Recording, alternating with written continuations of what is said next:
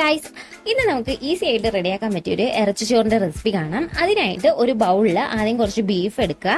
അതിലേക്ക് 1 സ്പൂൺ മുളക് പൊടി, 1 സ്പൂൺ മഞ്ഞൾപ്പൊടി, 1/2 സ്പൂൺ പെരിഞ്ജീരകം, 1/2 സ്പൂൺ ഗരം മസാല, 2 സ്പൂൺ തൈരും ചേർത്ത് ആവശ്യത്തിന് ഉപ്പും കൂടെ ചേർത്തിട്ട് നന്നായിട്ടൊന്ന് മിക്സ് ചെയ്ത് വെക്കുക.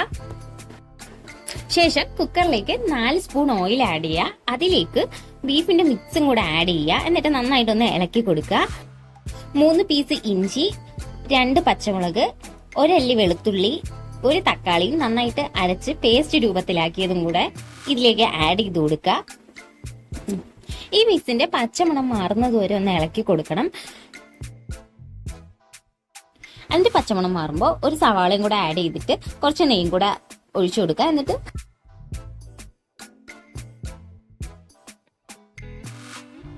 ബീഫിനെ പകുതി വേവിച്ചെടുക്കുക. ശേഷം അതിലേക്ക് കഴുകി വെച്ച അരി കൂടെ ഇട്ടതിന് ശേഷം വേണ്ട വെള്ളം ആഡ് ചെയ്യണം. 1 കപ്പ് അരിക്ക് ഞാൻ 2 കപ്പ് വെള്ളമാണ് ഇവിടെ എടുക്കുന്നത്. അടച്ചു വെച്ച് 2 വിസിൽ കേൾക്കുന്നത് വരെ വേവിച്ചെടുത്താൽ നമ്മുടെ ടേസ്റ്റി ആയിട്ടുള്ള ഇറച്ചിച്ചോറ് റെഡിയാണ്.